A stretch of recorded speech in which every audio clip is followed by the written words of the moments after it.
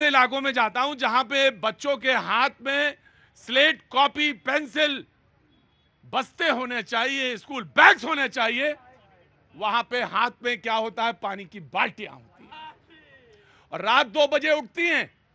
मैंने पूछा रात 2 बजे उठ क्यों उठे? बोले अगर रात 2 बजे उठ के मोटर नहीं चलाएंगे तो पानी नहीं आएगा। कब रात होती है, कब दिन होता है, कब सुबह होती है, किसी को नहीं पता है। ये उन शहरों की कहानी, और ये सब दिल्ली की नहीं कहानी है, माफ करिएगा, ये वो सारे शहरों की कहानियां हैं जो कि अलार्मिंग स्टेज, अलार्मिंग नहीं समझ में आया तो मैं बता देता हूं, वहां पहुंच गए कि नीचे की जमीन नहीं है, फिर भी आप कह रहे हैं कि मैं ही खुदा हूं। अलार्मिंग स्टेज वो है, बोले मैं ही खुदा हूं। पानी वहां पे पहुंच चुका है। आने वाले, मैं बताऊं एक छोटा सा उदाहरण दूं। आप सारे लोग घरों में पानी डालते हैं, गमलों में पानी डालते हैं। परसों मैं गमले में पानी डाल रहा था, जंगली चिड़िया, यकीन मानना, जो कभी पास नहीं आएगी, थोड़ा बहुत नेचर समझता हूं, कभी पास नहीं आएगी, क्योंकि गमले में पानी जा रहा था, उस आवाज को सुन के उसी गमले पे बैठ गई। यह हकीकत है। जानवर जो है समझ रहा है, पक्षी समझ रहे हैं, पानी की क्राइसिस यहां तक पहुंच गई, लेकिन हमें अभी समझ में नहीं आ रहा है। हमें बिल्कुल समझ में नहीं आ, क्योंकि हम लोग ने कान में लगा रखे हैं वो सिस्टम।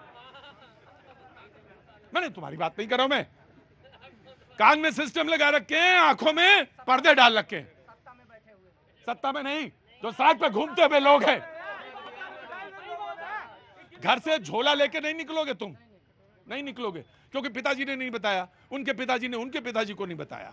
ये पीढ़ियां वो तैयार हुई हैं और इसमें हम सारे लोग मुलविस हैं, सारे लोग शरीक हैं। विक्रांत जी। सर देखिए, दिल्ली परिप्रेक्ष्य से पहले हम थोड़ा नेशनल परिप्रेक्ष्य पे बात करेंगे। नेशनल पे बात करिए, बिल्कुल। मैं चाहूंगा कि दिल्ली को छोड़ के आप नेशनल पर्सपेक्टिव पे बात करें, क्योंकि दिल्ली की बात हो रही है, लेकिन आप देखेंगे भारत जो है विशाल आबादी वाला एक स्टेट है, एक नेशन है। तो हमारे यहाँ 19% आबादी निवास करती है पूरे वर्ल्ड की, लेकिन वाटर रिसोर्सेज हमारे पास केवल 4% है।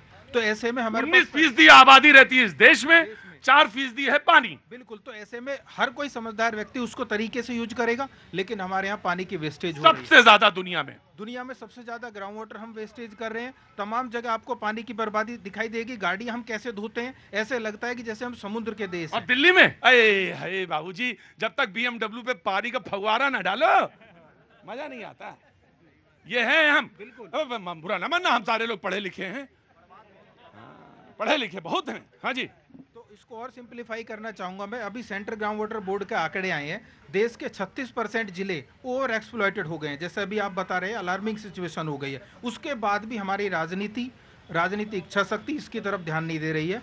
दूसरी तरफ हम दिल्ली की बात करते हैं, दिल्ली में 1200 MGD की जरूरत होती है, 1200 MGD वाटर चाहिए होता है। लेकिन गर्मियों में क्या है कि वो जरूरत बढ़ जाती है, तो उस दौरान हम ब्लेम गेम शुरू कर देते हैं, जबकि आवश्यकता इस बात की है, हमें ये देखना चाहिए जिस तरह से दिल्ली की आबादी लगातार बढ़ रही है और गर्मी भी बढ़ रही है, तो पानी की आवश्यकता बढ़ती जाती है। ऐसे में हमें पूरे साल इसके लिए एफर्ट्स करने चाहिए, रेन वाटर को हार्वेस्ट करना चाहिए, साथ ही साथ अपने तालाबों को, रिजर्वायर्स को प्रोटेक्ट करना चाहिए। लेकिन आप देख रहे हैं दिल्ली कंक्रीट के जंगल में बदलती जा रही है, यहाँ पानी का काफी संकट पैदा हो रहा है। फ्लैट बन रहे हैं यहाँ पे, फ्लैट। बिल्कुल, द्वारका में आप देख लीजिए, इतने फ्लैट्स हमने बना दिए हैं, लेकिन पानी नहीं है। जैसा आपने जिक्र किया, लोग वहां से मकान छोड़ के द्वारिका का तो सबसे सर्वश्रेष्ठ उदाहरण है द्वारिका। मैं कहता नहीं कि को लोग कहेंगे ये हमारे घर का फ्लैट का प्रॉपर्टी का रेट कम कर देते हैं। अरे बुद्ध मानो, पानी है नहीं तो काहे का रेट, और कौन सा रेट, किसका रेट?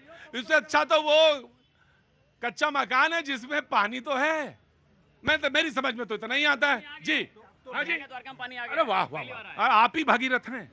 तो सर देखिए, जहां तक द्वारका में पानी की बात की जा रही है, शायद ये बादलों की बात कर रहे हैं कि बादल बरसेंगे तो वो इंद्रदेव। मुझे मालूम है सर, मुझे मालूम है, मुझे 27 साल हो गए। 27 साल में पहला शो जो किया था वो द्वारका में ही किया था मैंने। बिल्कुल जी। तो सर, पर्यावरण एक्सपर्ट होने के नाते मैं यही कहना चाहूंगा, दिल्ली की सरकार को और केंद्र सरकार को 12 महीने पानी की चिंता करनी होगी, ना कि केवल गर्मियों में। मैं जब ब्रेक के बाद लौटूंगा तो मैं आप ही से शुरू करूंगा, लेकिन मैं एक बात आपसे कहना चाहता हूं। रुको, गाना बजाने लगते, तुरंत घन घन बजाने लगते हैं।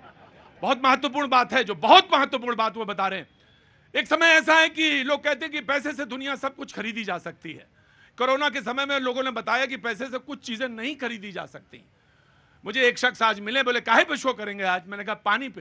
बोले बड़ी जल्दी अकल आ गई आपको, मैंने कहा नहीं, अकल नहीं आएगी, पानी पे तो मैं रोज बोलना चाहूंगा, रोज करना चाहूंगा, लेकिन कोई देखना नहीं। बोले आप इसकी फिक्र कब करने लगे, पानी पे बात करिए।